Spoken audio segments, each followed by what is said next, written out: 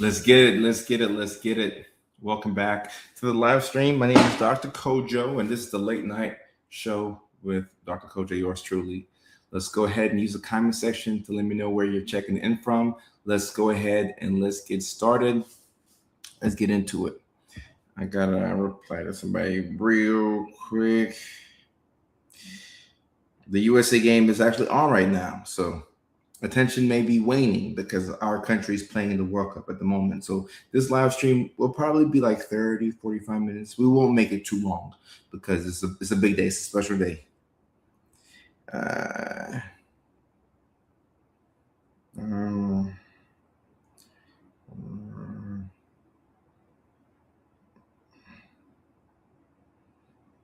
all right.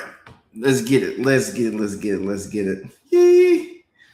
4 emotional signs of autism and ADHD. That's what we're talking about today. We're talking about 4 emotional signs of autism and ADHD. So let's see where everybody's checking in from. Aaron is checking in from Denver. Aaron, send me a connect thingy on LinkedIn. I will do my best to get to it.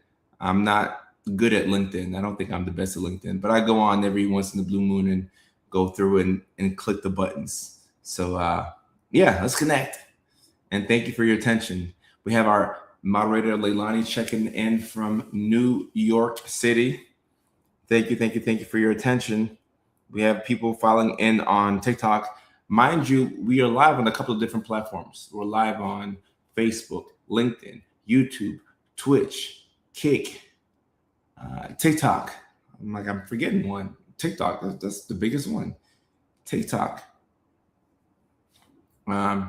All right, Aaron. We will take a look at your inquiry. No worries. Oh, USA already scored.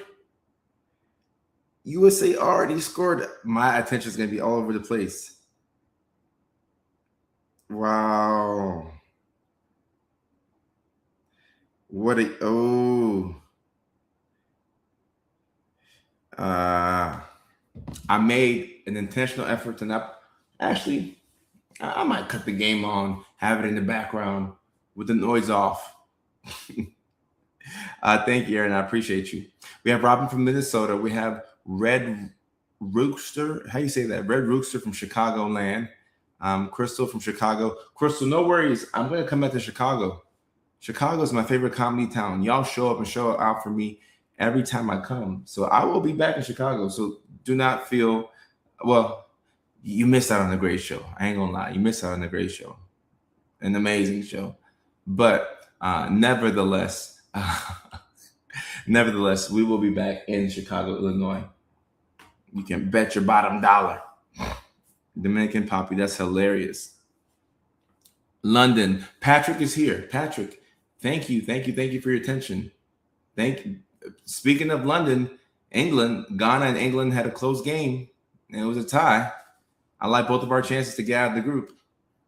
Brian says they just added the autism to the ADHD last week. Explained a lot. But Brian, you are in the right spot. If you have ADHD and autism, you are in the right spot. We're going to be talking about 4 emotional signs of ADHD. And when it comes to autism and ADHD, we talk about everything except for the emotional side. We talk about the lack of focus. We talk about the executive dysfunction and things being so hard. We talk about the sensory issues.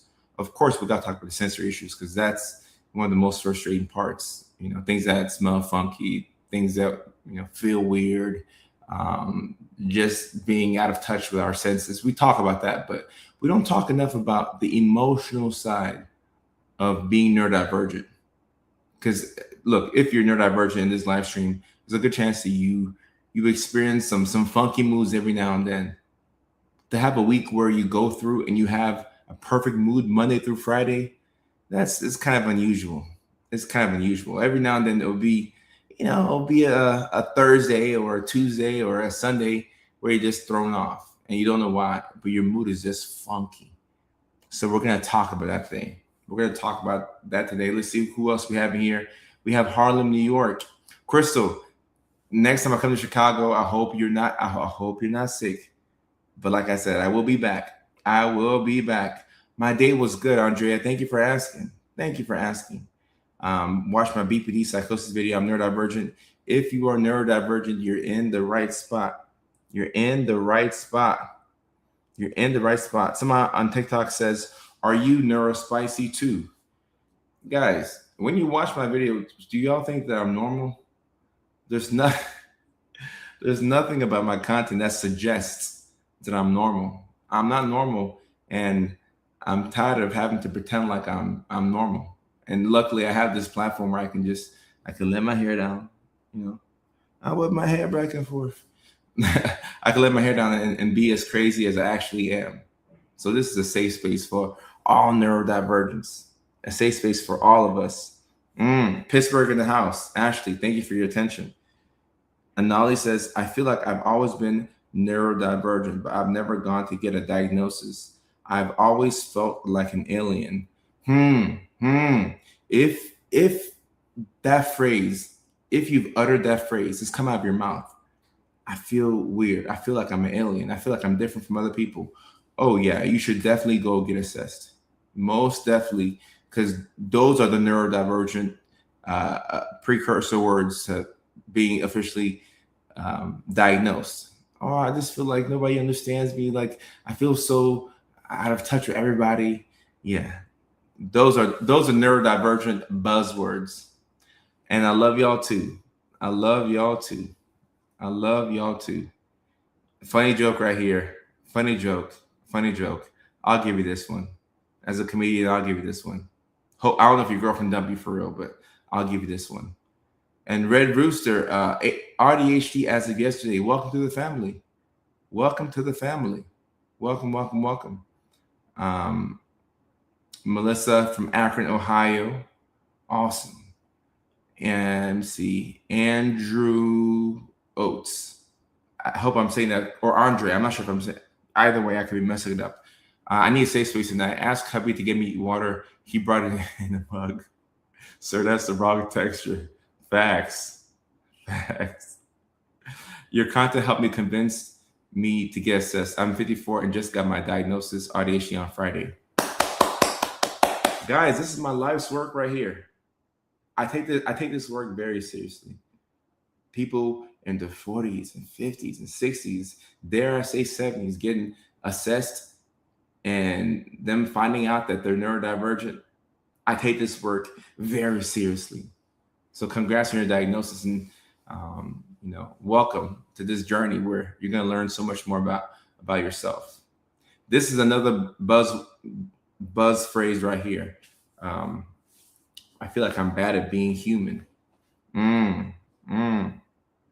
Yes, that works.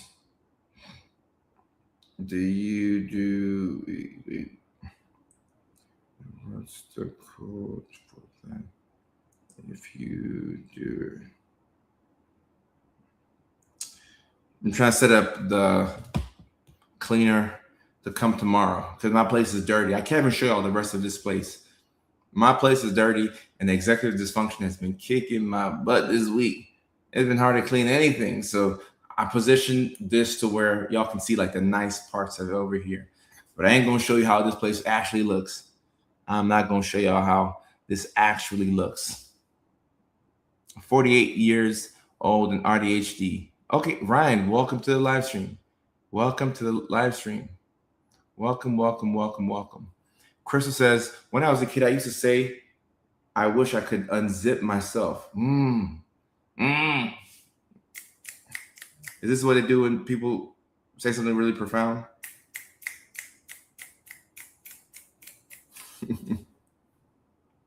Big emotions. It's something that we struggle to do even as adults. And that's what we're going to talk about today. We have the 4 emotional signs of autism and ADHD. This is also a great time for you all to remind you all that my comedy tour is underway. The next city on our tour is actually a city called Springfield, Massachusetts. And then we have Boston the very next day. So Springfield, Massachusetts, then Boston. That's July the 25th. Springfield, then July the 26th for Boston. So 25th and 26th back to back. So if you're in the Boston area, if you're in the Hartford, Connecticut area, Check out the comedy shows. Link in the bio for more information. Link in the bio for more information. Jasmine, yeah, that is a front door behind me. It is a front door behind me. All right, where are my signs? Anytime. I'm excited to come to Massachusetts. I love Boston, especially when you go to Boston in the summertime. That's the best time because when you go in the winter, it's so cold, and I can't really do the cold. I'm one of those warm weather boys. I'm a warm weather boy. Um, uh, Not really. Does basic things. And do you take the, or how do you? Everybody wants to text me while I'm on the live stream. Guys, I got to give the people the signs. All right, guys, we have four emotional signs of autism and ADHD. Four emotional signs of autism and ADHD. I'm not sure when I'll be back in Chicago, probably after this year, maybe next year. I'm looking to shoot a comedy special sometime. I'm not going to announce when I'm going to shoot the special, but once the special is over and done with, we start all over, and then we go right back to Houston and Chicago and Nashville and all the different cities. So I'm looking for that. Boston does have good food. I hate going to Boston, but Springfield might be tolerable. Wish I knew sooner. No worries. If you can't make it, the next time I come to Massachusetts, I would love to see y'all. I would love to see y'all. All right. Someone says 25 have autism, ADHD. You're in the right place. You are in the right place. You are in the right place. Let me get my signs right here. All right. The four emotional signs of autism and ADHD. Okay. The four emotional signs of autism and ADHD. I'm dropping number one. And somebody says if there's a correlation between, somebody asks if there's a correlation between being neurodivergent and being no contact with family. Probably indirectly. I wouldn't say that being neurodivergent means that you're going to, go no contact with your family. But if you are neurodivergent, there's a good chance that there's some childhood trauma there, which could manifest in either complex post-traumatic stress disorder, or it can manifest in borderline personality disorder. So if you are neurodivergent, you could have a falling out with family, but not directly. It's not the correlation equals causation type of thing, but there definitely is some type of association there. And that's, I know it's sad. It's sad. Okay. Is a camera in so takes 2 hours. So heads up. Now, everybody's texting me right now. Everybody's texting me right now. All right. 4 emotional signs of autism and ADHD. Number 1, you feel emotions intensely but struggle to express them. Let's break this down, guys. You feel emotions intensely, but you struggle to express them. All right. Think of the person who struggles to communicate, right?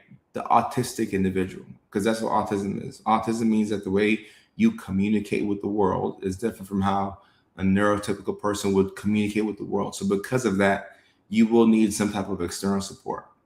So if you struggle to communicate and express yourself, and on top of that, you feel emotions intensely, think about how frustrated you're going to be the majority of the time.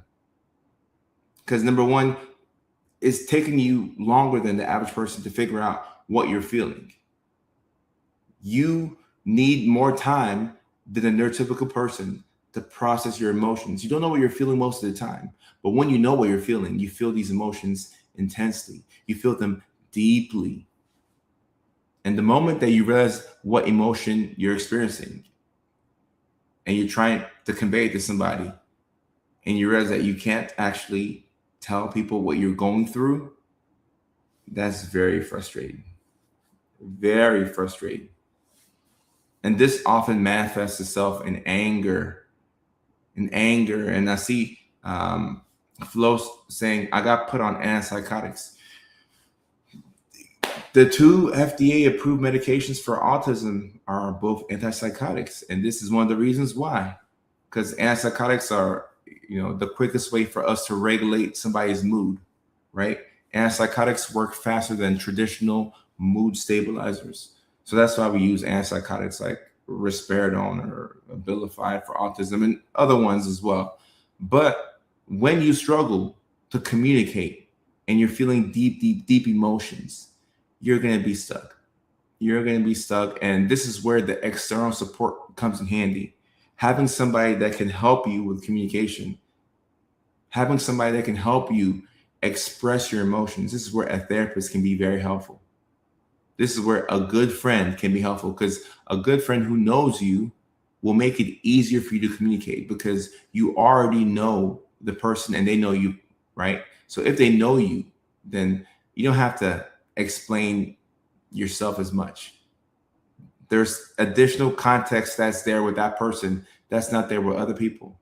So if you're hanging around a good friend and you're having a hard time and you're trying to express the fact that you've had a very frustrating week or month or year, halfway through you stumbling to get the words out, they'll say, hey man, hey sis, I get it. You're good.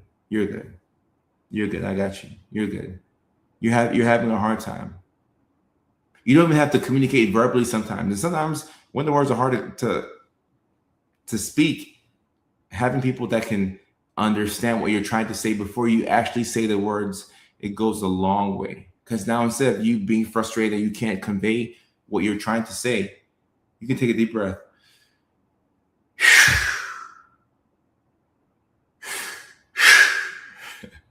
Almost like you're smoking. And Andrea's right. Sometimes even then we still want to explain. Keep in mind, guys, the majority of communication is nonverbal. So for my nonverbal boys and girls out there, or for my boys and girls out there who go nonverbal or go mute at times, just know that the majority of communication is actually not verbal. So you can communicate by pointing, by gesturing, by giving somebody a look, just your eyes. These two eyeballs right here are very powerful things, and they can say a lot without you opening up your mouth. So if you're struggling to communicate the intense emotion that you're having, give yourself some grace. Being hard on yourself is not going to do anything. It's not going to do anything. Being hard on yourself don't do a damn thing. It doesn't do anything. And a lot of our parents, I can go on a tangent about parents. I'm not going to do it tonight. I won't do it tonight. But a lot of our parents are undiagnosed. And this is why they had anger issues. And sometimes they took it out on us. Sometimes, they go get the belt. Blah, blah, blah, blah. Or they go get this. Okay. All right. This kid's watching. So I won't get too in depth with how some of us were disciplined. But y'all know. I feel like I start glitching, like I'm in the wrong universe. Sometimes, like in a Marvel movie, I can relate to that right there. Unfortunately.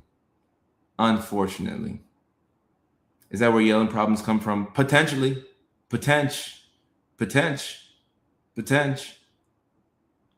I'm getting married in about 6 weeks, and it's really taking a lot out of me. We're eloping, so I don't have to plan for a large group or deal with the social stuff, but I'm so tired just planning that. Look, if you are neurodivergent, when it comes to weddings, take the easy way. There's two ways to do weddings. You can go and you can do, you spend $50,000 and have this big, I don't even have the words for all of that. Or you can go get eloped. You can go to the courthouse. You can do something that's affordable, something that doesn't require too much planning. I know some people culturally can't have small weddings. I'm from Ghana, West Africa originally, so we like to do things big. But I'm neurodivergent, and don't stress me out. Don't stress me out. Like I'm I'm stressed out on the daily. My baseline is stressed. So don't bring no extra stress in here. My baseline is stressed. I watch your toxic relationships. That's insanely hilarious. Tanisha, I appreciate you. Thank you. I got eloped. The wedding thing was Leona, love of the show. You just got eloped. Look, yes. Guys, we don't have to stress ourselves. Once a month, maybe twice a month, we should ask ourselves, what am I doing right now that is stressing me out? And how can I stop it? All of us need to ask ourselves this because we're talking about the 4 emotional signs of autism ADHD. It's harder for us to regulate our emotions. Okay? So you cannot compare yourself to your neurotypical peers. They have more in the tank. That's just how God made us. It is what it is. They have more in the tank. It's fine. We don't have that much in the tank. However much you have, conserve your energy. Conserve your energy. All right. I got married in the church for $0. For $0. For $0. I love it. I love it. We eloped and we're so happy. I knew my community was so smart. Look at this. I knew it was so smart.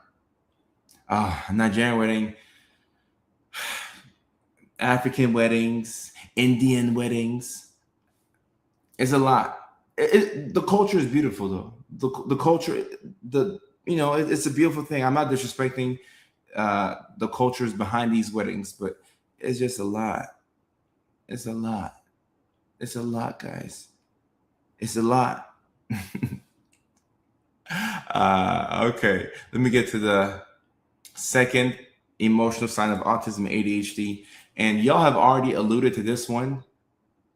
And it's like y'all can teach this the class yourselves. You can teach it yourself because you know what I'm gonna say before I actually say it. And actually, before I drop in my comment, let me put this comment by Chris on the screen. I have 2 failed marriages, and I think a lot of the problems in them was my failure to communicate my emotions effectively. And Chris, I know you've been on this live stream before, and you've told me that you were awaiting an assessment for autism and ADHD. And like I said, I'm not diagnosing you right now because right now I'm just Kojo. I'm not Dr. Kojo. I'm your friend, educating and entertaining y'all. So I can't diagnose you, but this is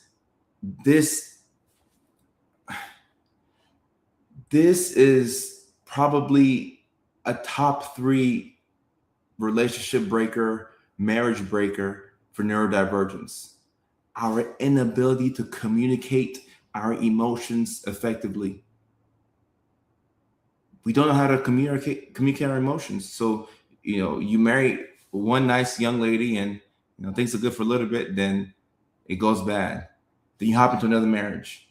Things are good for a little bit, it's fine for a little bit, then it goes bad. And now you're wondering, am I the problem? Am I broken? What's wrong with me? I don't know what I'm feeling, number 1. And number 2, when I realize what I'm feeling, I don't know how to convey that. Do y'all see how frustrating this is? It's a lot. It's a lot. It's a lot. It's a lot. Emotions, guys. Emotions. 4 emotional signs of autism ADHD. Number 2, you feel misunderstood more often than most people. Okay? And if you feel misunderstood, people keep texting me today. I don't know why.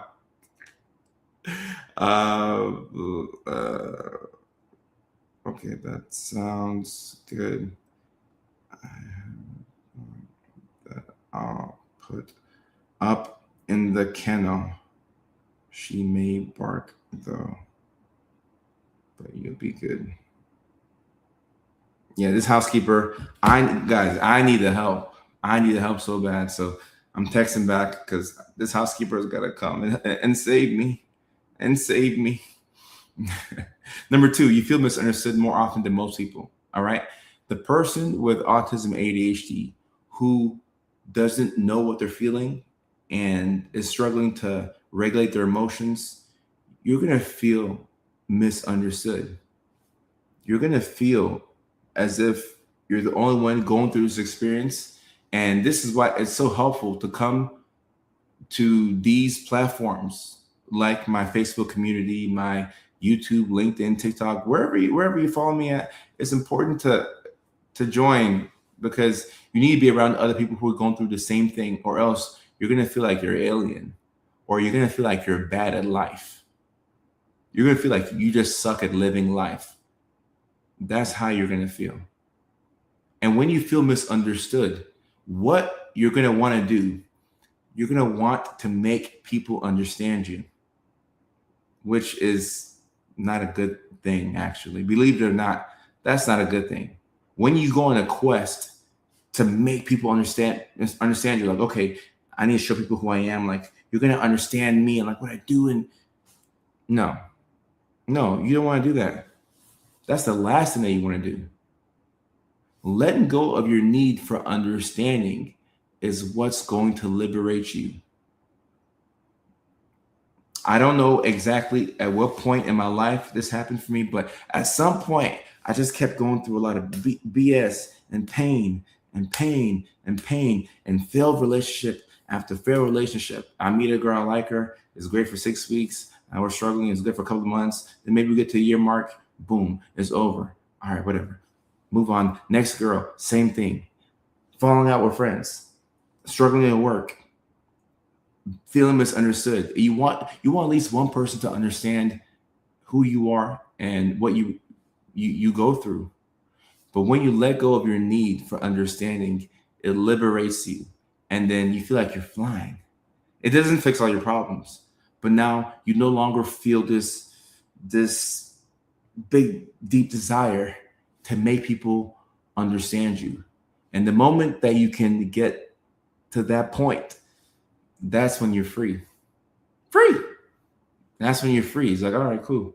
If you understand me, great. If you don't, this is who I am, and this is what I do. To the best of my knowledge, this is who I am. I'm going to change, and that's in my behaviors and the things that I believe over time. Nobody stays the same, but this is who I am right now. Take it or leave it.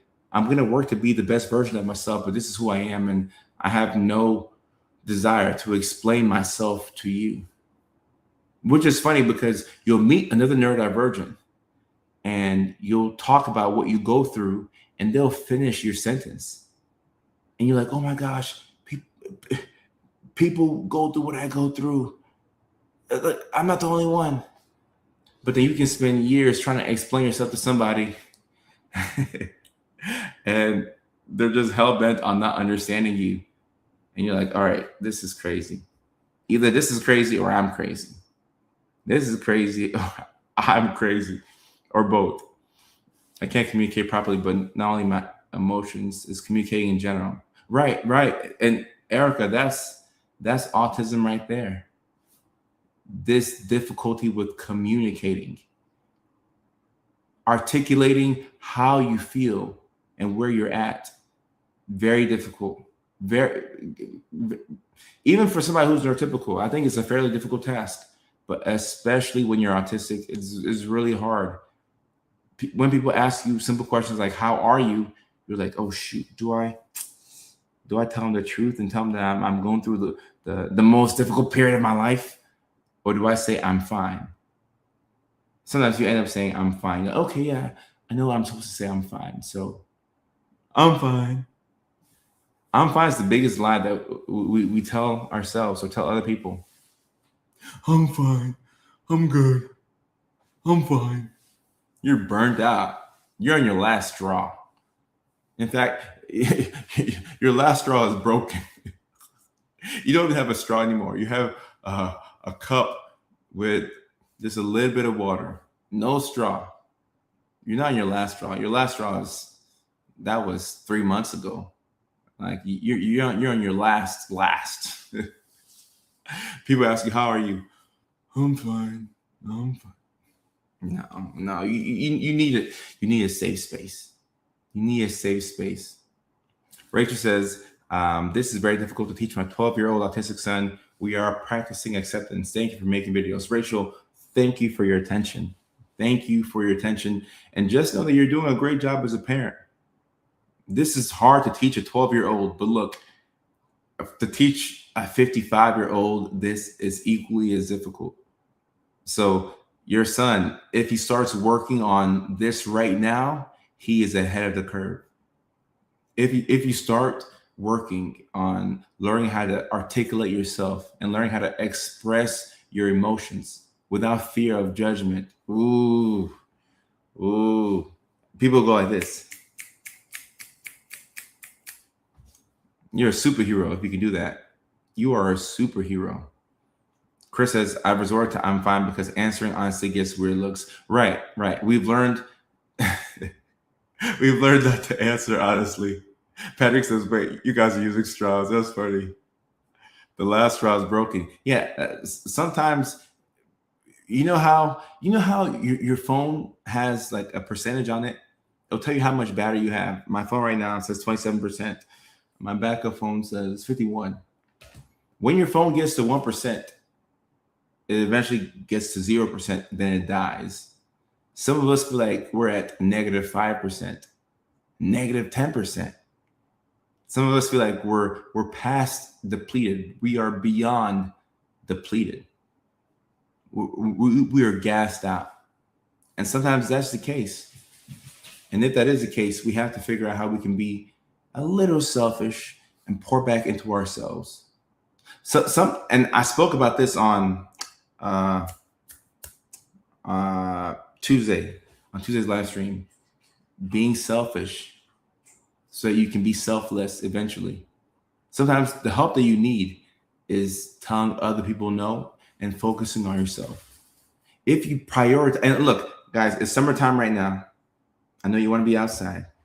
I know you want to have fun. Like, this is the time to have fun. So don't refrain or restrict yourself from having fun.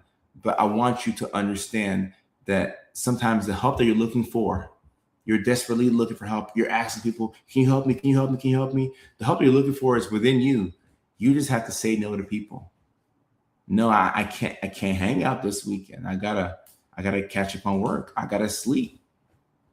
I can't drink with y'all this weekend because it's gonna give me a big headache. Then I'm gonna be in a bad mood on Monday when I go to work, and that's gonna set the tone for the week. Now that bad mood can last for a whole week. That's another thing with us people with ADHD and autism. A funky mood on Monday could last. You could be in a bad mood on Monday, and then you get to Saturday. And you're like, dang, why am I still pissed? And it'll be the smallest thing. Somebody mispronounced your name, and now you go to work upset on Monday. You get to Saturday, you're still thinking about it. You're still pissed. 6 days have gone by, and you're still pissed. Zoe, sit down. Sit down, Zoe. Relax, baby. Relax. Amanda says, I don't want to be outside. It's too bright. Okay. If you don't want to be outside, you can relax. So, kennel. Go down. Go to the kennel. Kennel. So, I'm neurodivergent, but you know what I'm saying. My dog's acting like she doesn't know what I'm saying.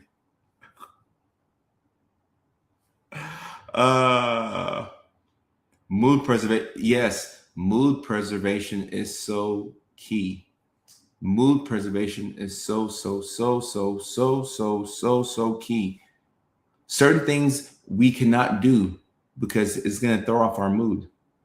And a lot of us right now have sworn off of dating. And look, we all need love, right? We all need love. We all need the good old Mickey Ficky. You know, we all want that good old shucking. We all want to cuddle, with somebody at night and feel accepted and wanted. But a lot of us are aware that relationships dysregulate us and throws off our nervous systems. And this is an interesting time to date.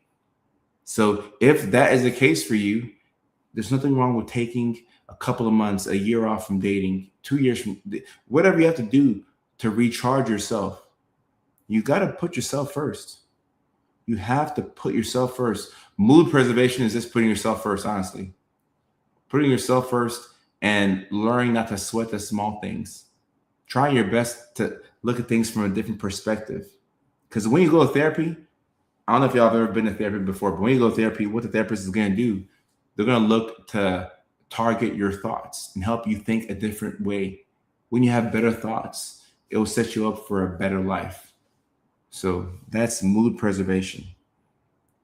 Mood preservation. And Justin on TikTok says, why do people think that ADHD is not a mental disability? Justin, I don't know why. I don't know why. But ADHD is a legitimate disability. ADHD is a legitimate disability, guys. Yeah, superpower this, superpower that. ADHD is a real deal disability. And it doesn't care how smart you are or how much money you have or what family you come from. When ADHD hits you, like you'll be there. You'll have days where you're depressed. You'll have days where you're behind on things. And all you can do is laugh. All you can do is just laugh. That's all you can do. All you can do. Chrissy says, it's been 12 years since my divorce. I haven't had a successful date since then. Christy, I hear many stories like this. And Christy, I would love it if tomorrow you went on the best date of your life and you found somebody you could spend your life with. But having a life outside of dating or outside of romance is one of the most powerful things that we can do. It actually sets you up for a better and a more healthy dating life when you can pour into your friends pour into you. Let's keep that in mind. Ooh, the third emotional sign of autism and ADHD. Ooh. This one's huge right here. It has to do with rejection sensitivity. I don't know if y'all know, but those of us who are neurodivergent, we don't do well with rejection. We don't do well with rejection. And I don't think there's anybody out there who will be rejected from something and they're like, yes, I got rejected. Yes, I applied for this job and they didn't take me. Yes, I'm so happy. Nah, it's not like that. But some of us will have a more exaggerated reaction to rejection. Some of us will alter our entire lives to where we minimize the chances of us being rejected because it hurts so bad. It hurts so bad. Sometimes you can be rejected by a person that you don't even like, but the fact that they rejected you now makes you obsess over that person. You didn't even like the person. Hasn't make any sense. You didn't even like the person. You thought they were unattractive. You thought their nose was set up funny, but then they rejected you, and now you're obsessed with the person. You're obsessed with their validation, all because you just didn't want that rejection. These small emotional setbacks, they can feel like, it can feel like the world is ending. It can feel like the world, like people will, you'll go through something and people will be like, relax. It's not like the world is ending. And you're like, no, the world is ending. Like my world is ending. This is bad. Like this is awful. And in your brain, you really do feel like things are that bad. And look, for those of us who have autism and ADHD, it's a double whammy. Because those are two conditions right there that make it harder for you to regulate your mood. Two conditions. And keep in mind, the person who has autism, ADHD, it doesn't just stop right there. You don't just have autism and then ADHD. It can come with a little bit of anxiety. It can come with a mood disorder. It can come with a personality disorder. It can come with complex post-traumatic stress disorder. So it's not really just autism and ADHD. We have to account for all of the other things that come with those conditions. Leline says, does that fall under rejection sensitivity? I am taking this from the angle of rejection sensitivity because when you rejection is a form of an emotional setback, or it doesn't have to be outright rejection. It could be a letdown. You could be disappointed by something, like you were really hoping for a particular thing. Even great example, when I was younger and the Titans would lose, it would destroy my week. These millionaires playing football that have nothing to do with me outside me being a super fan, when they would lose, it would destroy my week. I would be in a bad mood until Wednesday. And guess what? The Titans have had a lot of years where we haven't been that good, but it would destroy my week. And the older I got, I had to learn, okay, Coach, football is cool. Football is amazing, and we love it. But don't let football run your life. Don't allow sports to run your life, Kojo. I didn't even bet on the games. I was just a super fan. Now, if my team loses, I'll be upset, but it won't destroy me. But emotional setbacks, just not having my way or feeling any type of emotional pain. Man. Guys, emotional pain, a lot of us are emotionally injured. You know how you're playing a sport and you get injured, like you hurt your arm, so you walk around, your arm hurt like this. You put your arm in a sling, right? You walk around, you lay your arm in a sling. People are like, "How'd you get hurt?" "Oh, I was playing sports. I got hurt. But it's okay. It hurts me a little bit, but I took some Motrin. I'm fine. I'll get over it." But it really does hurt. I would take a physical injury right now. Not obviously nothing that's like long lasting, right? Something that I can recover from. But I would take a physical injury right now, have my arm in a sling before I take emotional injury. Emotional injury, you feel like the world is ending. Emotional pain keep you up at night. Emotional injury will have you cry. Even as a fully grown man, emotional injury will have you like this. You're like, you're trying to hide the tears because it's really that debilitating. No, for those of us who are neurodivergent, emotional injury, oh no, like punch me, tackle me, kick me, hit me. I mean, I played football in high school, but I'd rather be tackled by Ray Lewis. And Ray Lewis tackles hard, but I'd rather be tackled by Ray Lewis than to have emotional injury. Emotional injury will have you thinking about things that happened to you 10 years ago.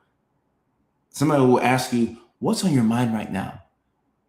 And you're like, "Man, that one time in 2015 when I spoke up in a work meeting and my boss told me I was stupid in front of everybody in the room, like thinking about that makes me want to cry. That happened 11 years ago. Why are you still thinking about that? It happened 11 years ago. Why are you still thinking about that?" We don't forget those things. We can describe these things with vivid detail. Ain't that crazy? Ain't that crazy? Somebody can ask you, "Hey, what'd you have for breakfast?" "I don't know, man. Like I ate something, but I don't know. I don't know. I ate something, but I don't know." Somebody asks you what you had for breakfast, you don't know what you ate. That was what, 11 hours ago? But you remember what happened to you 11 years ago? You remember every word. You remember how you felt in that moment. Emotional injury is tough. For those of us who are neurodivergent, it's tough. It's tough. And even though I answer questions at the end, let me expound on this question right here. How do you deal with having autism and ADHD and being an empath? Guys, I made a video about this about a month and a half ago. And I said that empathy without boundaries is self-destruction. That's a bar. Man, I'm on a roll tonight. And that video was so good that when I watched it back for myself, I was like, "Damn, Coach, you gotta take your own advice. Take your own advice, Coach. Like you need to take your own advice."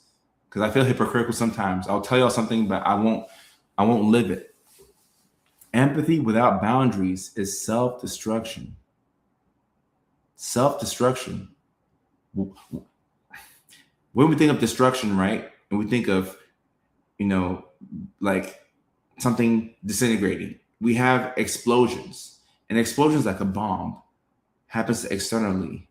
An implosion happens internally. Within, you're dying. Empathy without boundaries is self-destructive.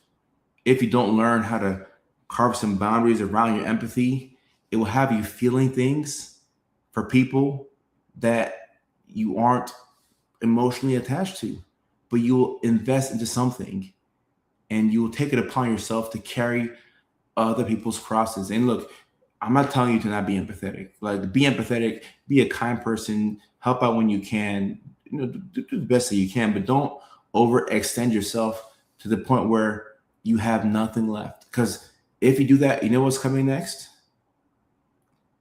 If you do that, what's coming next is resentment. And that's the worst of all. Somebody has a situation, you have nothing to do with it, but you feel so bad about their situation. You're trying to help. You've consumed yourself in this problem. You're trying to fix it. You feel so bad about it.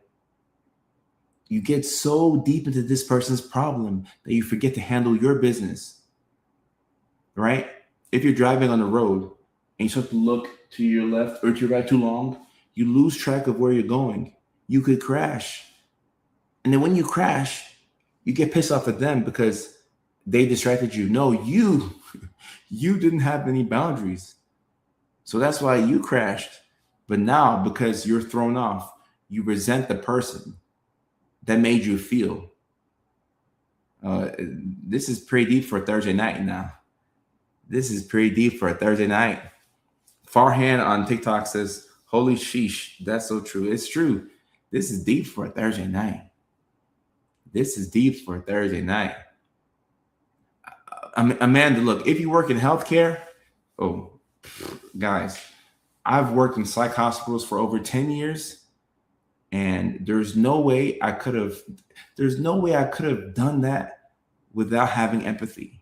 You hear some of the saddest stories, people grieving, and because of grief, they become psychotic.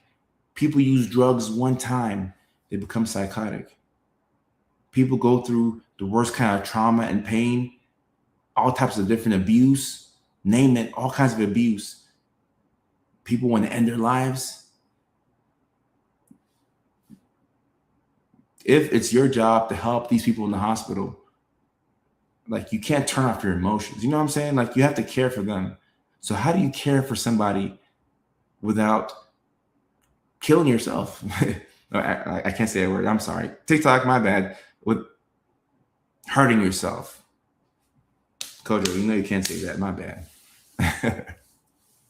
We got guidelines online. But how do you help people without hurting yourself? That's the key. How do you help without imploding from within? You gotta find some type of a boundary, draw it there, and make sure that you don't cross that boundary. Give what you can. But if you overextend yourself, oftentimes with the expectation that you'll get something in return, it can lead to resentment. And resentment is one of the worst emotions. Resentment is one of the worst emotions. Oh, my goodness. It's tough. And one of the reasons why we like helping out other people and ignoring our problems is because we get a lot of cheap dopamine from it. Our house is dirty, but you want to go to your friend's house and clean? We haven't filed our taxes in 3 years, but you want to get on TurboTax and help your friend file their taxes? No, worry about your taxes. Worry about your house. And then help out your friend. All right? Do the difficult thing. But sometimes we help out other people in an attempt to avoid working on what we need to be working on. And I'm on the road tonight. And then you have emotional vampires. Guys, in this world, you have givers and takers. All right? if you are a giver, you need other givers around you, orbiting around you to protect you. Givers should not be with takers, but takers love givers because givers are giving. Takers don't go find other takers because you can't get nothing from a taker. They take. So takers will find and attach onto givers, and they'll suck you dry, and not in a good way. They'll take everything out of you. They will take everything out of you. And if you let them, you'll be upset at yourself when the smoke clears. You'll be upset at yourself when the smoke clears. And somebody on TikTok says, how do I deal with my partner if he always feels everything way more than necessary? Before I get to my third thing, I just want to touch on that real quick. If you have a partner who feels everything way more than necessary, you have to do your best to not want to understand how he's feeling.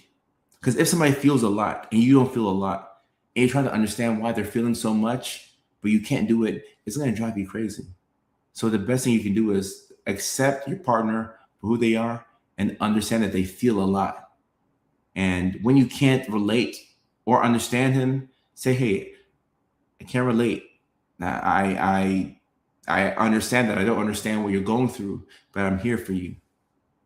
Letting people know that you're there for them goes a long way, because you don't have to know what somebody's going through to be there for them. You just have to be committed to, figuring out ways to learn about them. Mac, what's going on? Mac, what's going on? Good to see you. Ooh, Ghost. I like this right here. There's a reason in the folklore a vampire has to be invited in. Ooh, I like that. I like that.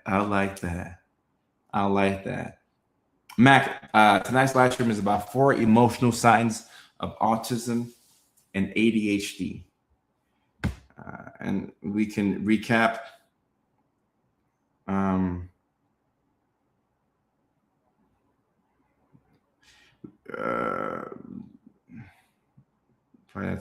We can recap the signs real quick for those people who just joined. 4 emotional signs of autism and ADHD. Number 1, you feel emotions intensely but struggle to express them. Number 2, you feel misunderstood more often than most people.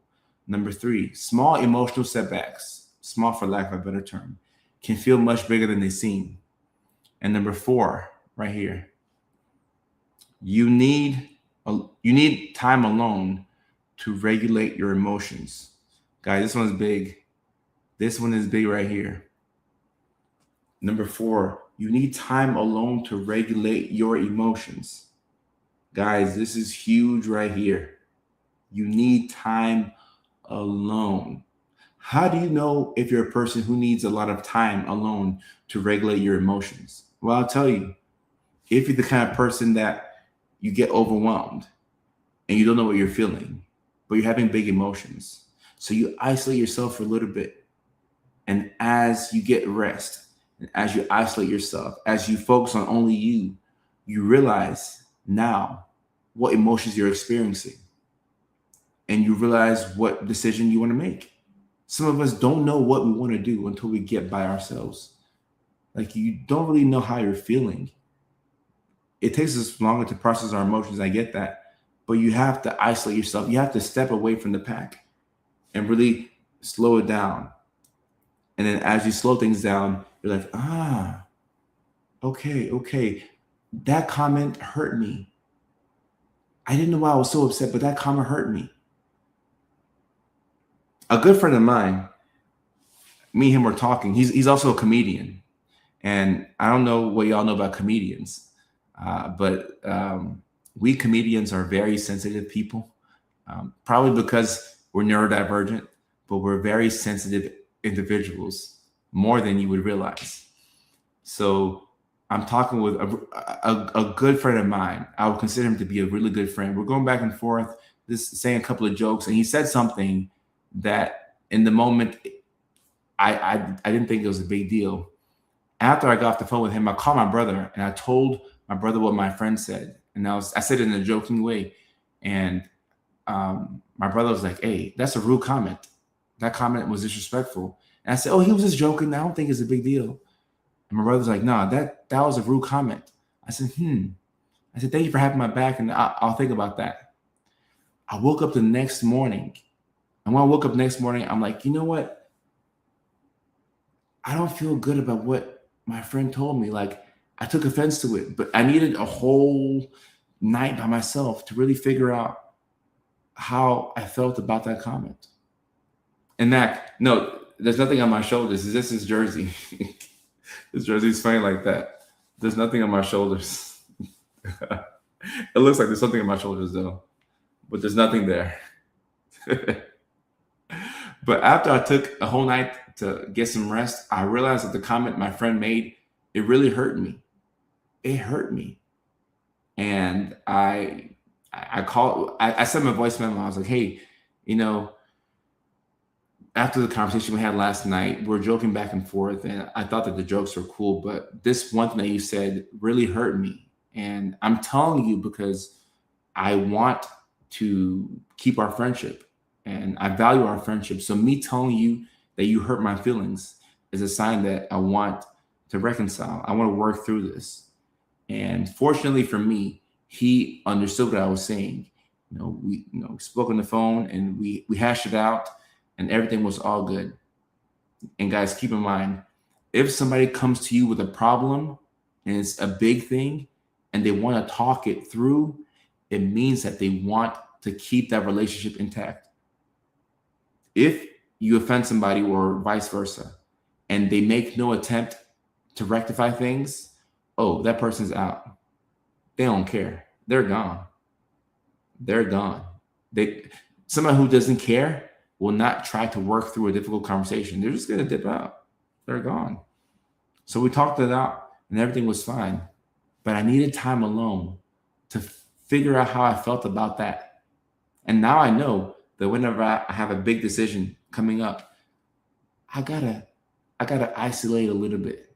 And when I say isolate, I'm not talking about going to Idaho for the weekend, which I could do that, or going to Hawaii or just going somewhere remote and just thinking by myself and just sitting there, legs crossed Indian style, just trying to think through things. No, I'm not talking about that. Not that will work too, right? But sometimes you have to take time to yourself to really figure out how you feel about something. And if you're somebody who you do this consistently and it works, if this works for you, yeah, you need to be in my office. Come get that autism diagnosis. Come get the ADHD diagnosis, because that could be what's going on.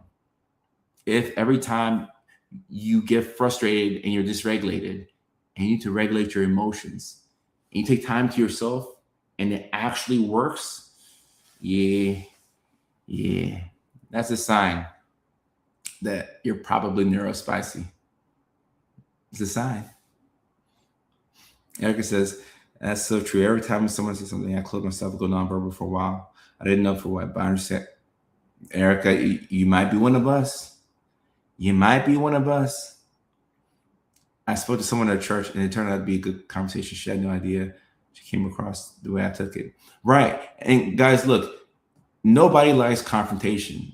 Oh, I apologize. Some people do. Some people want the smoke. All right. But the majority of us, we just want to have a good day. We're not tripping over all of that. Right. If somebody comes to you and it's a difficult conversation, but they want to work through something, it's a sign that they want to preserve that relationship. It's a good thing. It's a good thing. Coral on TikTok says, "Yes, some of my family members make jokes about people who are neurodivergent and it hurts." Hey, guys, look, these neurodivergent jokes, they're not going to stop. Back in the day, they used to call people the R word. Like, that was all the time. And like, that was just a thing. There wasn't no safe space for neurodivergence. They just called you slow or they call you the R word, and they laugh at that. And some of them were undiagnosed neurodivergent themselves and they didn't even know it. But it used to be a running joke to laugh at people who, you know, were in special education classes, to laugh at people who had a 504 plan, laugh at the kids with the IEPs, to laugh at the kids who had to go into the nurse's office and take medications. It used to be a running joke. It's a little bit better now, I would think. But back in the day, it was rough. It was rough. It was rough. Oh, I do this as well. I sit in the shower. I sit in the shower. And yeah, we can do a water break, guys. Someone dropped the magic word because we are at the 1 hour mark. I will sit in the shower and I mean, I've done this before. And the girl I was dating at that time, she knocked on the bathroom door. She said, Kojo, you've been in the shower for like an hour. Are you okay? Like, are you good? She was concerned. She was legit concerned about me. I was chilling. I was just in the shower. The water was coming down. I'm sitting down. Water's coming down. I'm just thinking. I got my music playing. I'm just thinking. I'm vibing. I'm thinking. I'm good. I'm good. I'm fine. I'm good. I just need time to think. That's all. I just need time to think. That's it. Yeah, 1 hour mark. Big cheers, y'all. Big cheers. I like a shower beer. A shower beer? What is that? A shower beer.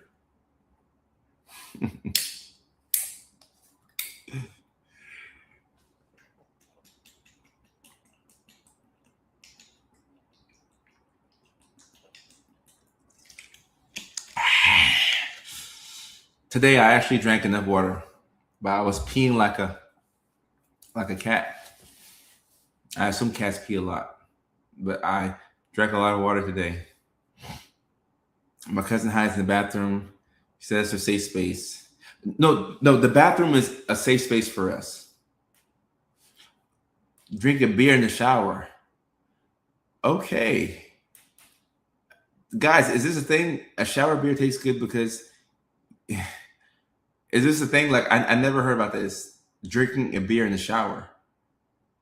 Okay. Okay. It must be new. Okay. Drinking a beer in the shower. I'm not a beer drinker, but I might try it for the one time. One of these days. Shower beers is awesome. Okay. No, y'all put me on something. On TikTok. They do it on TikTok too. It's when you drink a beer in the shower.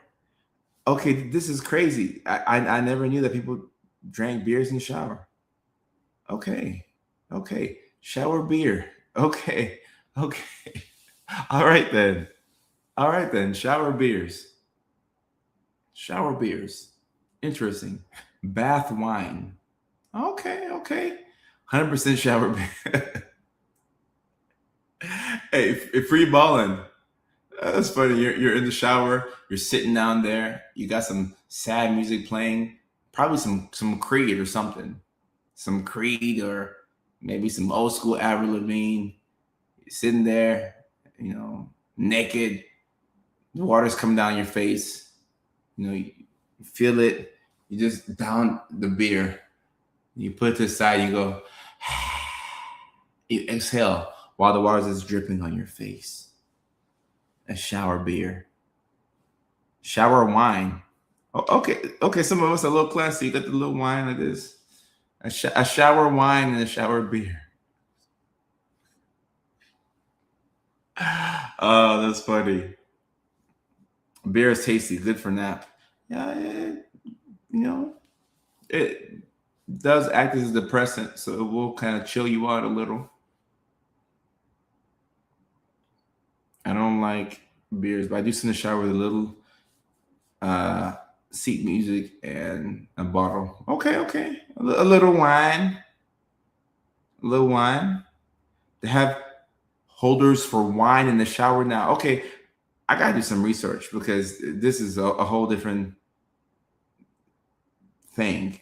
Like y'all have educated me on this. Callie, this is what I was thinking. Like this is my first thought, but if the water's coming down on you, like how would you smoke? But between bath time and smoking versus a shower beer, I would go with the bath time and smoking. Just me, because just me. And somebody asks, how do I unwind? That's a good question. How do I unwind? As a kid, I was reading books.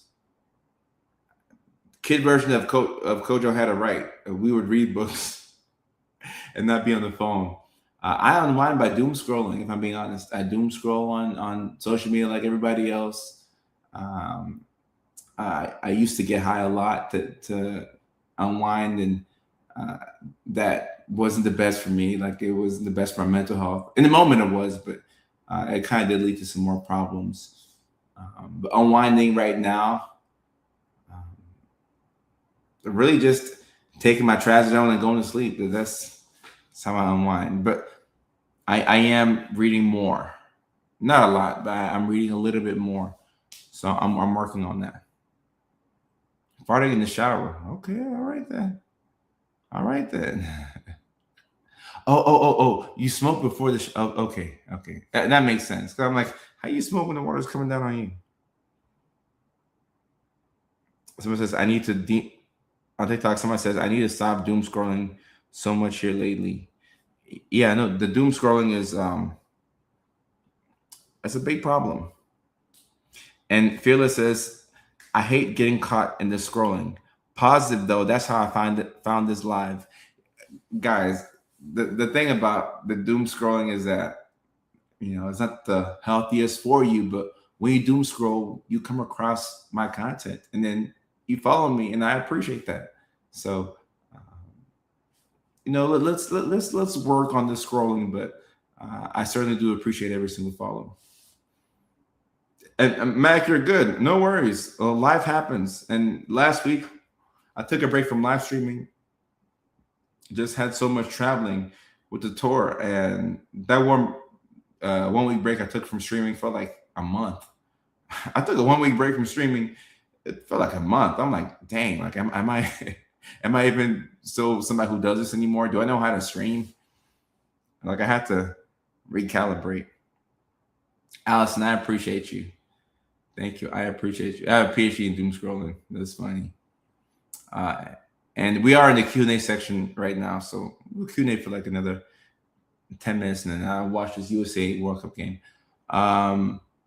Tour is going great. We kicked off with 2 shows in Houston, 2 shows in Nashville, 1 show in New York, and then 1 show in Chicago. So that's 2, 4, 5, 6 shows in 4 cities within like a month and a half time frame. And now we are preparing for Boston, Massachusetts. Well, Springfield first. We are preparing for Springfield, Massachusetts, and then the following day we're going to be looking at Boston, Massachusetts. That's July 24th and July 25th and July 26th. So in Boston, we have to change the venue. The show is actually on the 24th, and we have to change the venue. I'm going to make a video about it and post it online so that way people know what's going on. We have to change the venue and the show date. So it's no longer the 24th. It's now on the 26th. And the Springfield, Massachusetts day is still the same. So Springfield, Massachusetts is close to Hartford, Connecticut. It's close to Connecticut. And that is July the 25th. So if you missed me in New York, I'm coming back to the East Coast. And I'm coming to the New England area. So I'm coming back. I'm pretty close to Maine, but it's not quite Maine. It's not quite Maine, but I love to come to Maine at some point. It will be? Okay. Oh, this would be the best. I do that all the time. The World Cup will be won by Ghana. That's a hopeful wish right there. It's a hopeful wish. Question right here. And also, I'm about to answer some questions on TikTok too. So for my TikTokers, I have not neglected y'all. I'm about to get to it. How do we get our logical spouses to understand us AuDHDers? Shannon, a great question. I think if you have a logical spouse, the best thing you can do is to show them a video or refer them to a book where they can learn about neurodivergent individuals. And also show them examples of other people, because the person that is married to you or dating you, they know you. So if you do something that's clearly because of your autism, they're gonna say, "Oh, that's just you." Like everybody does that. Like that's just you, you know. Or they'll say nobody does that. That's just a you thing. And when they learn that there's other people who are autistic or other folks who have ADHD who operate in the same manner, it's gonna open their eyes. But you're gonna have to be with somebody who wants to know about you. You know, they don't have to understand, but they have to have the desire to want to know about you. How is overstimulation connected with wanting to doom scroll? Great question. Sometimes you can be overstimulated, and doom scrolling can regulate you. Um, it can bring you to a nice baseline. Same thing with being understimulated. Because if you're understimulated, then you're bored, and being bored is not good. When you're bored, you get destructive. You find yourself in trouble, and you can also doom scroll for hours. Do I like bluegrass music? Uh, I think I like country music. I don't know what bluegrass consists of, but I'm sure I've heard some bluegrass before that I've rocked out to. But I don't exactly know what um, would qualify as bluegrass music.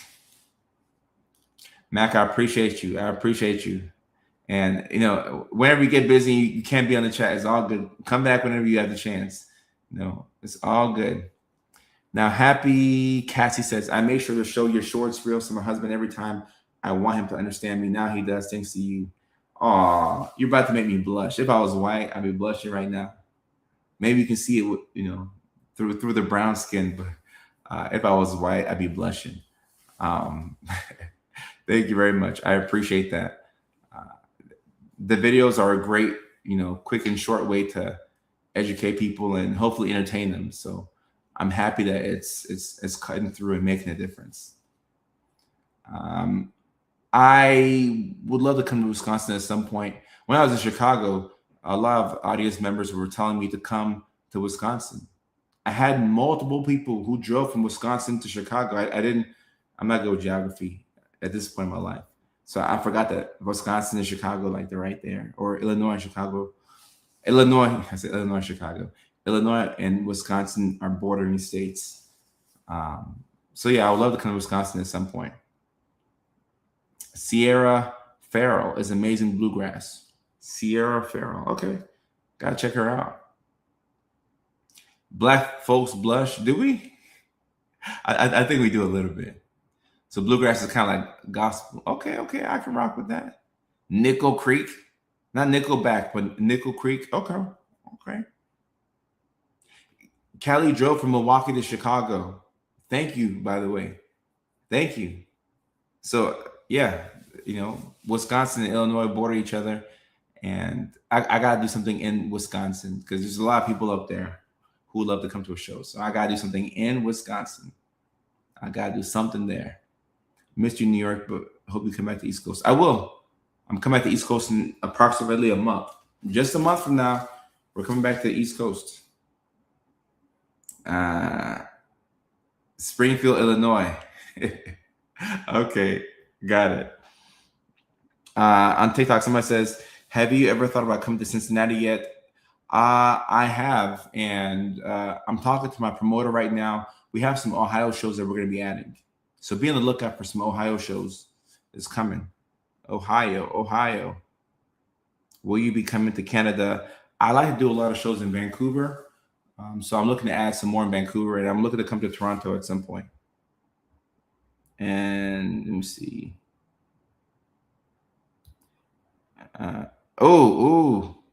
You should come to Idaho. Mary, what city in Idaho? Coeur d'Alene, Boise, or just come to Idaho? I've never been. I'd love to go. Can you touch on the combo of CPTSD and ADHD, in particular, how it can be used to one's advantage?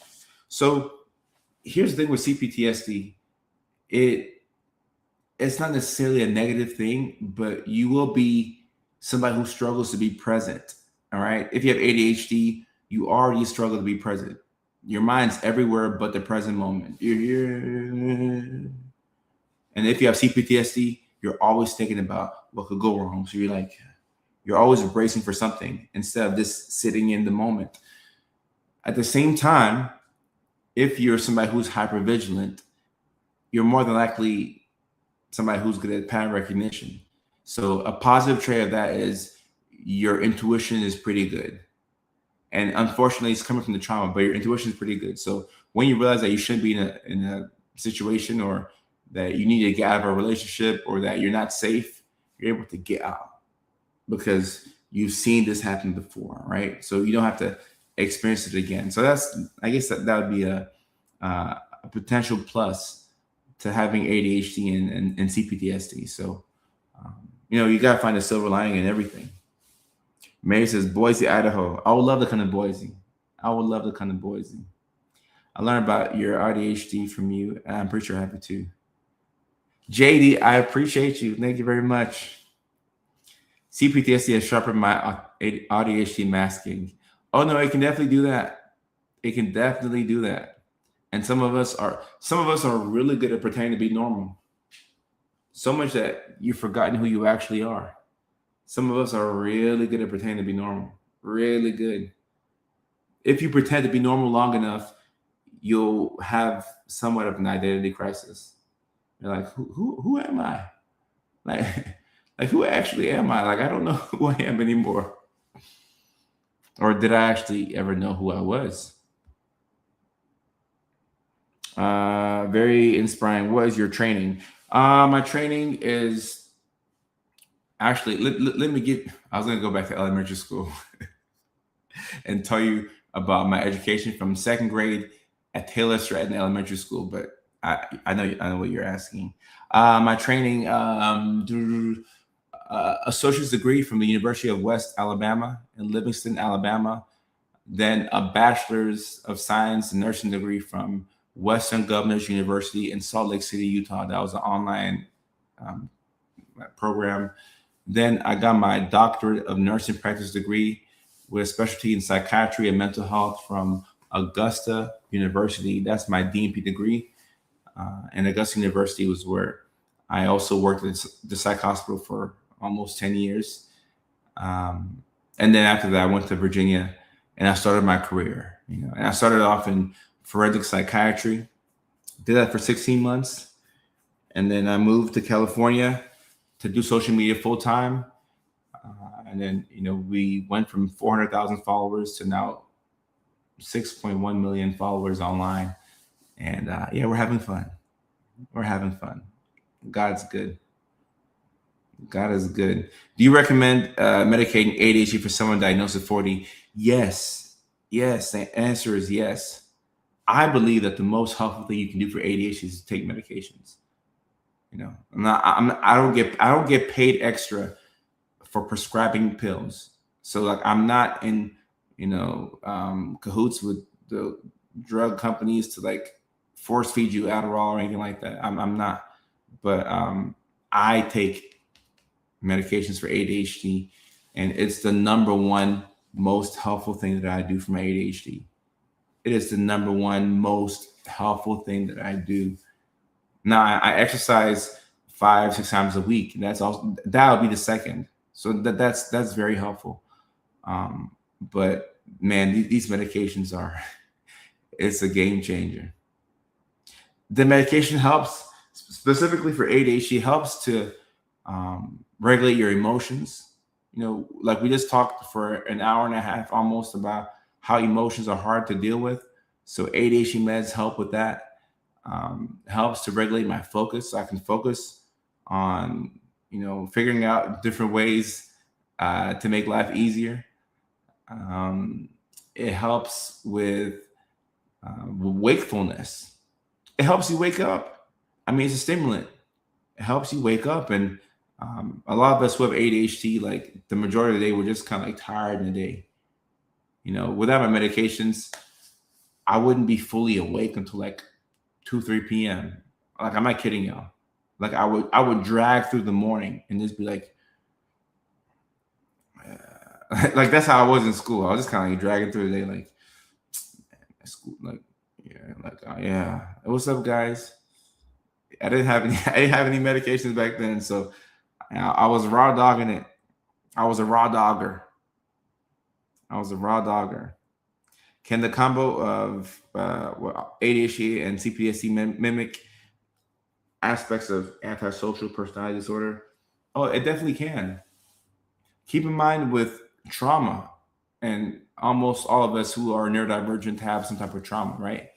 With trauma can lead to personality disorders, right? So you could have antisocial personality disorder because of the trauma that you experienced as a kid. So, great questions, by the way. Can I ask at what age you were diagnosed? Dr.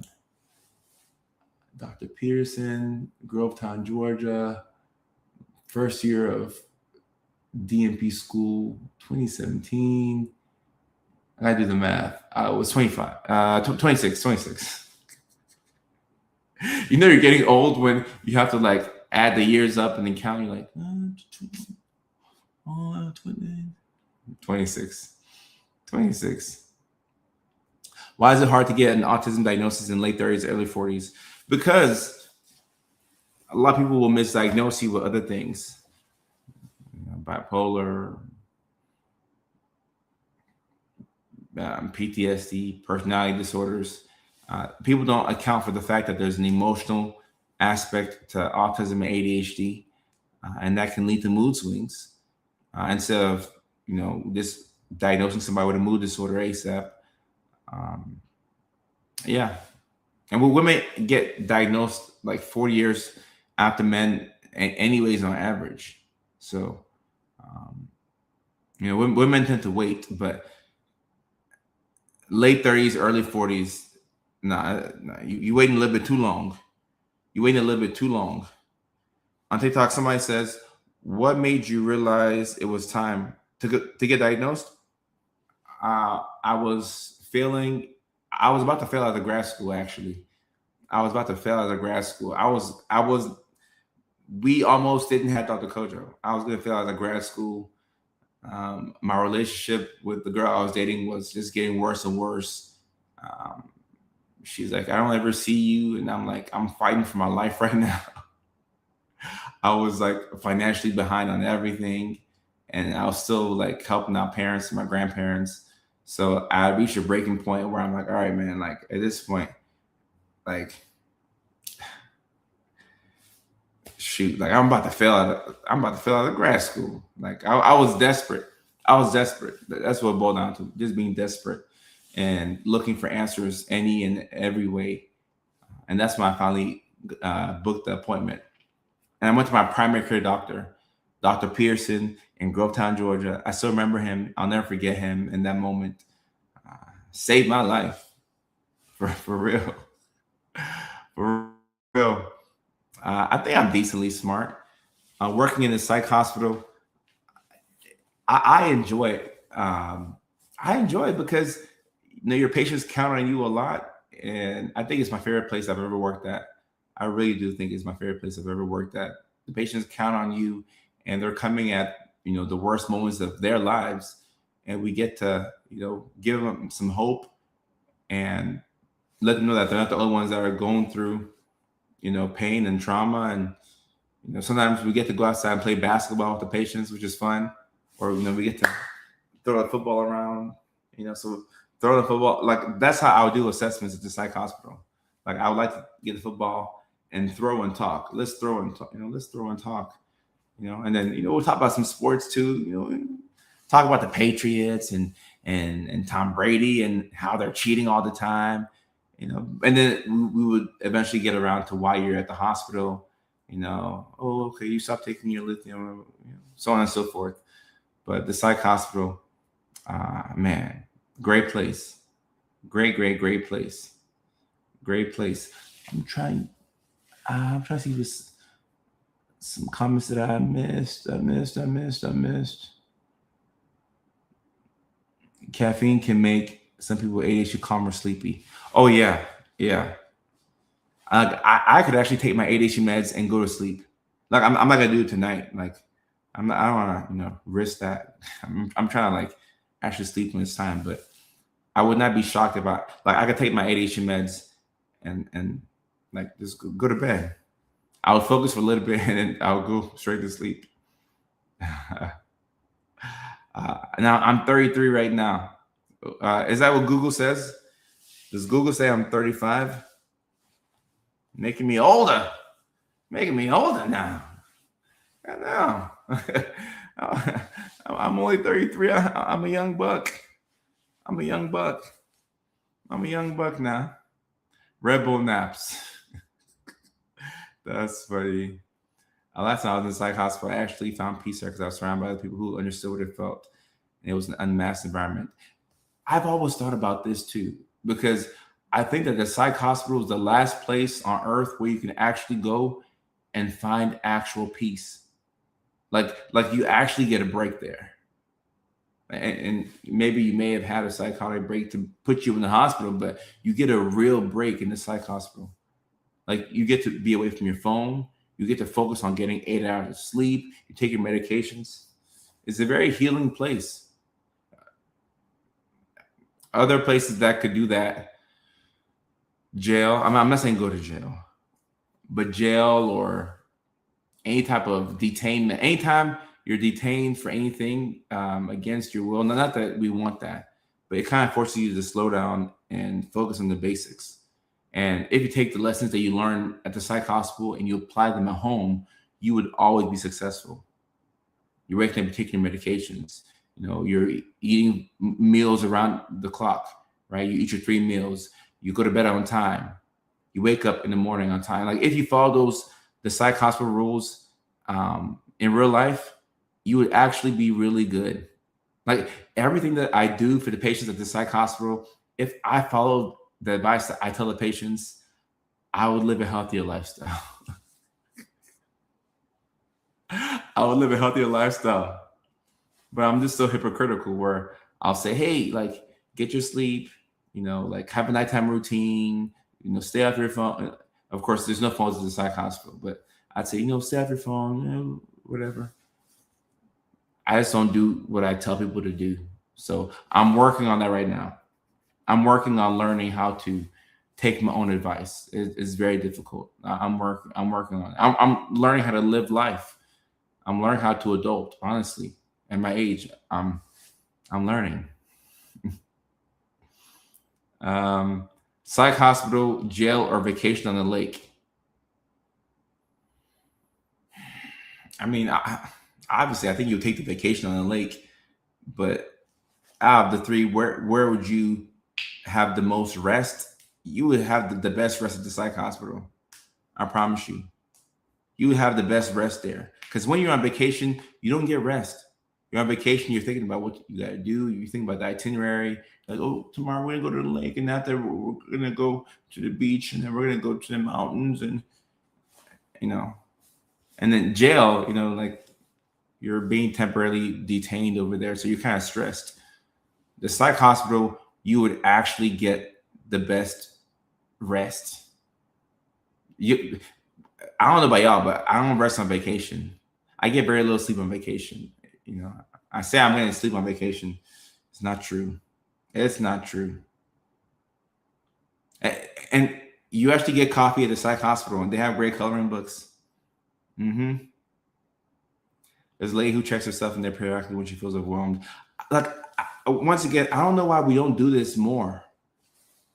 Like, there's nothing wrong with that. Like, it's actually a great idea. Like, life gets too much, you get overwhelmed, and is this too much for you? It's like, all right, hey, I'm gonna take a real vacation. I'm gonna go to the psych hospital, a real vacation. Because if she's in there for a week, and look, I can promise you all this right now. Everybody watching this live stream, everybody watching right now, if for a week straight you got 8 hours, and I don't do this, by the way. I'm working on learning how to do this. So I'm gonna get there. I'm not perfect. I'm working on getting there. But if we got 8 hours of sleep every night, if we woke up and we didn't go straight to our phones and we colored for a little bit and we read and we talked to people, and then we ate 3 meals throughout the day, We got a little bit of exercise in. You walk up and down, you pace, or maybe you play some basketball, whatever. You get some exercise in. If you did those 4 things for a week straight, your mental health would be better. And that's a guarantee. All of us sleep on time, wake up on time, eat nutritious meals, work out, don't be on your phone for too long.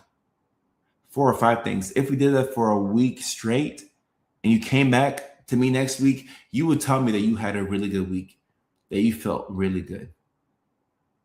But sometimes we have to be forced to do that because we just, it's hard. Jilly on TikTok says, so I need to color before I go to bed. Yeah, you need to be off your phone. And once again, I feel like a hypocrite because I'll tell Jill to, color, but then I'll charge my main phone, but then my backup phone is charged. My backup phone is on 95%. So now I can play games on here. And if this phone is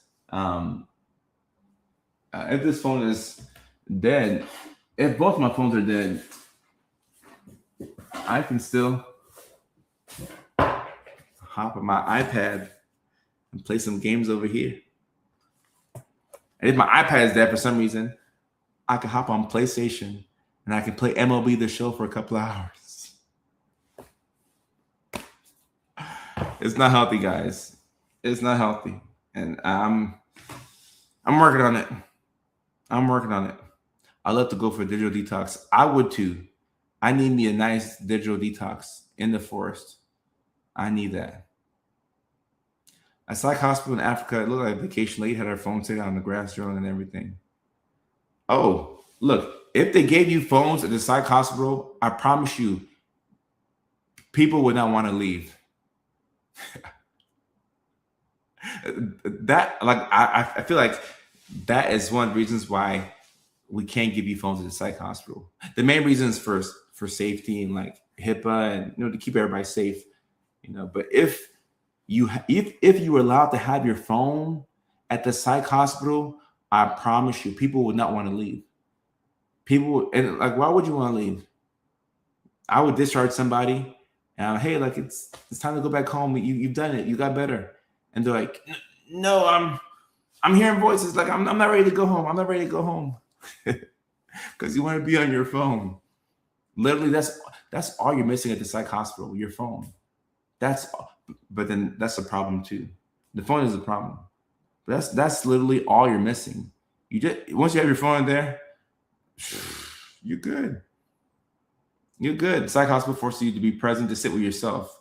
We had therapy with dogs, coloring, did meditation.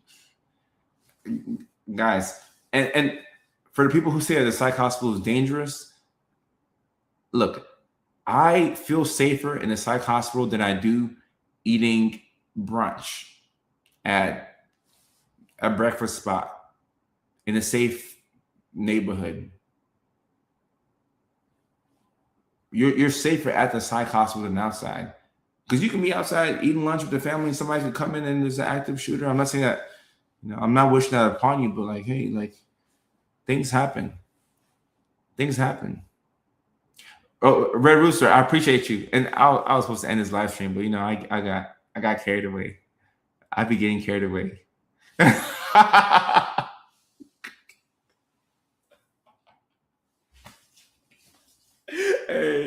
Hey, Andrea knows me.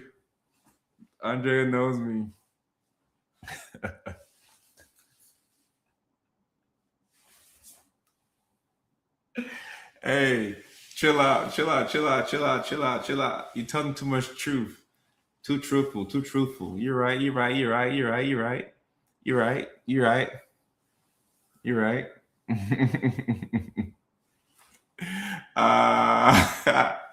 Yeah. Yeah. I said who is winning that USA game? My goodness.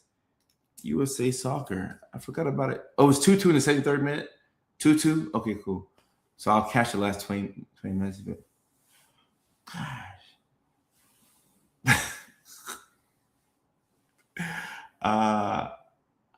How'd you have your phone at the psych hospital?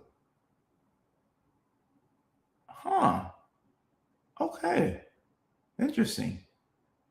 I took the phone set before They picked me up. Right. I mean, that's the thing. I feel like you want to do, like, let family know, hey, like, I'm good. Because if you don't let your family know where you're at, they're gonna be like worried, you know. So David, thank you for the update. I got carried away. But look, I love live streaming so much. Like, the hardest part about live streaming is starting the damn stream. It's hitting the go live button. Cause like I'm behind on the last thing that I was doing. I'd be behind on that. I'd be scrambling around like I'm still neurodivergent, you know. I feel like you're glorifying being in a psych hospital. No. Look, Gina, it depends on where you go and what doctors you have.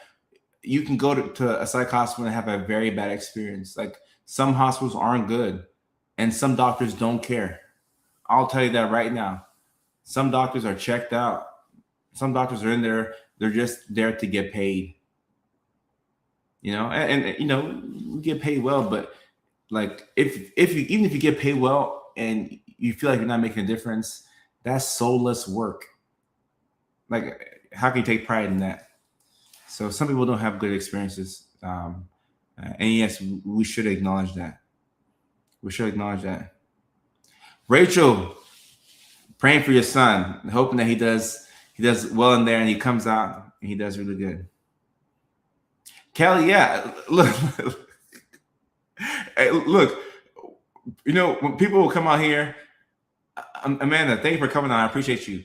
Folks will come on here and they're like, "Are you neurospicy too?" I'm like, throughout the live stream, I showed the signs and symptoms. Like, the time blindness, my sense of time is completely messed up. I don't 5 minutes and 2 hours is the same to me. And 10 minutes and 45 minutes is clearly the same. Like Andrea said, I was like, oh, we'll be on here for 10 more minutes. It's like another 30. And then at the beginning of the live stream, I said, oh, we're going to be on here for 45 minutes. We've doubled that. Like, we've more than doubled that. Oh my goodness. Oh my goodness. Yeah, my goodness. Okay, all right.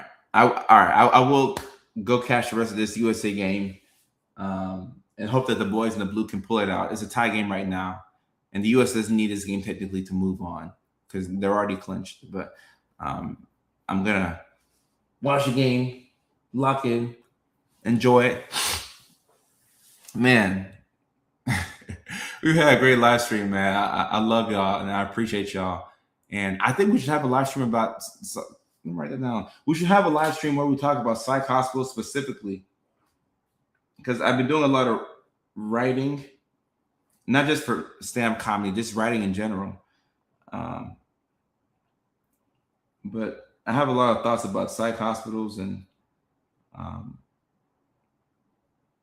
at least for me, whenever I've been at the psych hospital, I've always taken my job seriously. I don't take myself seriously. Like, I'm a big kid, but I take the job seriously. Psych hospitals live streams. Okay. All right, guys. The next live stream will be 2 hours later. How to know if you? Oh, that's a good one right there.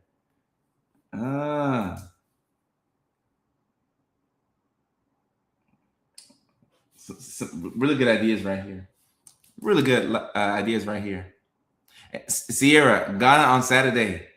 Oh my gosh, Ghana on Saturday. I'm a little nervous, but I'm excited. I'm gonna be screaming like a little girl or a little boy. Kyle, this sounds like me. This really sounds like me. Doom scrolling, getting a snack, and I'm like, oh snap, the game was on. I'm about to put the game on right now. But the next live stream, guys, is next week, Tuesday, 9 o'clock East Coast time, 6 o'clock West Coast time, and then again on Thursday next week, 9 o'clock East Coast time, 6 o'clock West Coast time. That's 2 a.m. in the UK. That is 4 p.m. in Hawaii, 5 p.m. in Alaska, 6 p.m. in Seattle, 7 p.m. in Phoenix, 8 p.m. in Dallas, 9 p.m. in New York. So that's that. And also, We are coming out east to Massachusetts, Boston, July 26th. The day before, we're going to be in Springfield, Massachusetts, July 25th. So we're looking forward to hanging out with those of y'all who are in the Massachusetts area. For more information on tickets, hit the link in my bio, and I will see you all next week. Thank you for your attention. Thank you for rocking out with me. Y'all are the best online community in the world. I love y'all. I appreciate y'all, and I'll see you all on Tuesday. Go USA, go Ghana, and go Norway. Peace. I'm out.